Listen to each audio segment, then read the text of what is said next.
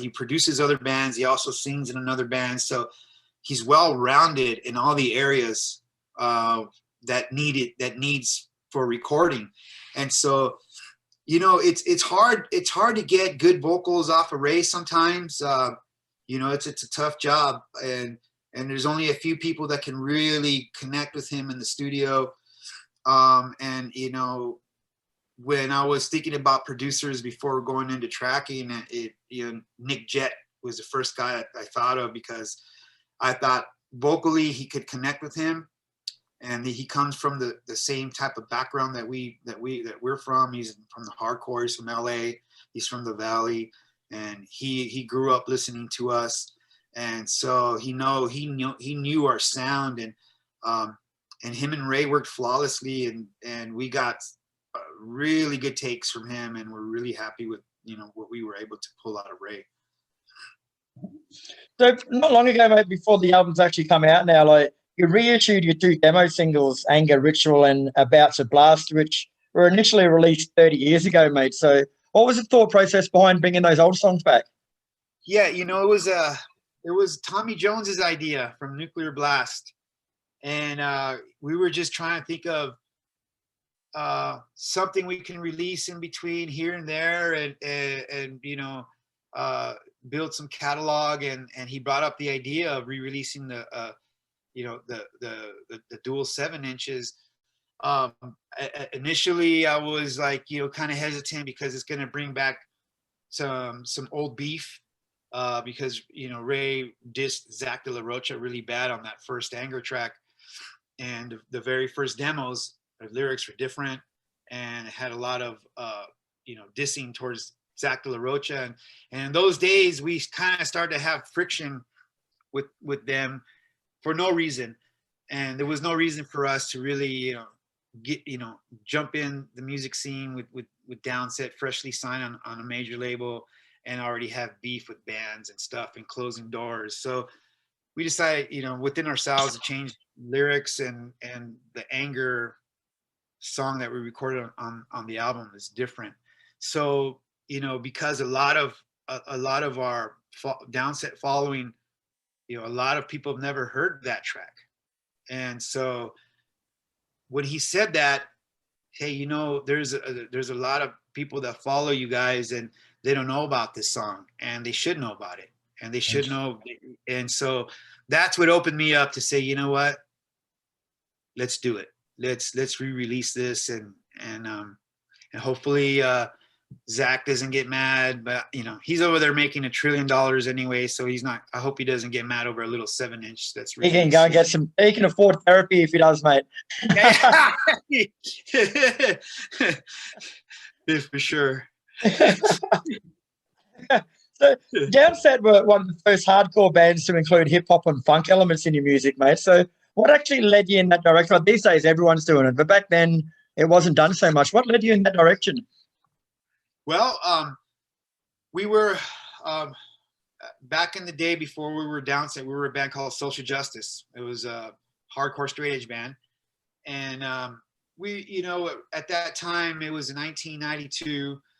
NWA was big, Ice Cube was big, the gangster rap was was heavy, and Cypress Hill just came out, and so Ray was always been a rapper. He's always been in the hip hop scene through his graffiti crew since he was a kid.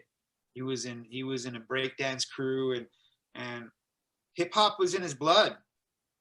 And then so one day, it was just him and I hanging out, and I was writing some slow groovy riffs, kind of like, I was kind of, biting off of Black Sabbath a little bit, it was like a Black Sabbath riff, and Ray started to do some like heavy power rapping, like Ice Cube, like a yell rap, and what I call power flowing. And so Ray started to power rap over my riff, and I stopped and I said, "Whoa, that's kind of cool, bro. See, that's what I've been trying to tell you. I've been wanting to do something like this. This is what I've been trying to tell you, man." And I'm like, "Whoa, well, let's write some songs." And so we got together with my guitar teacher at the time, Roy Z. And then he knew of a studio in Burbank where the guys from Rat record. Okay. And Warren DeMartini and another band called Warrior. They're from San Diego, metal band.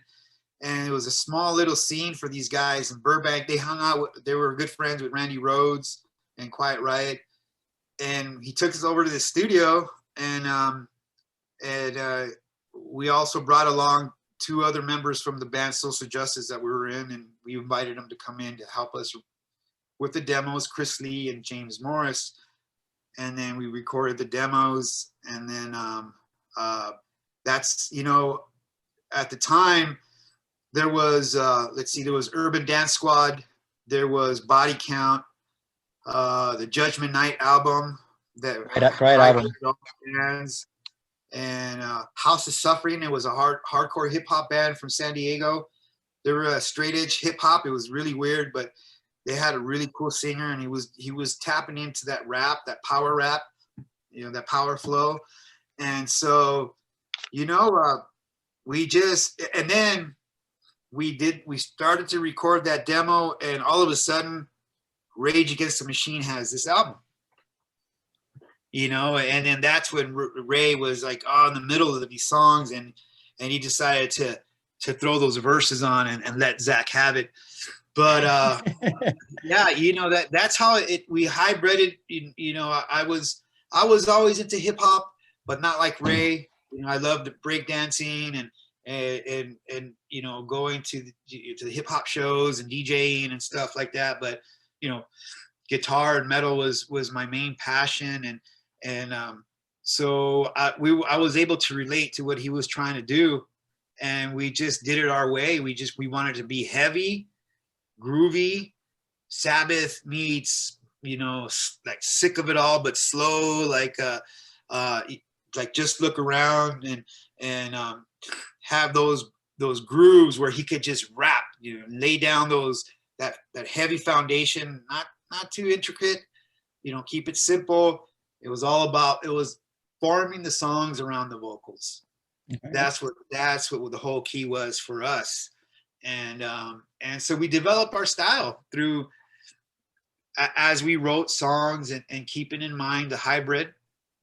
And that's it, man. And that's what we become. And I like to say we're a rap core band, rap rock. You could call us rap rock, rap core. I like to call it a power flow band. Even though that's the name of my other band, Power Flow, that's how we got the name when I was recording Send Dog, and we didn't have a band name yet. And I remember I was trying to communicate with Send Dog because one of his rap flows didn't have, it just didn't have the punch. It didn't have that energy. And so I stopped the recording, and I said, hey, Sen, on this part, why don't you be more aggressive on your vocals, more power rap. He's like, power rap, more power flow, yell rap, power flow. I get it. Okay.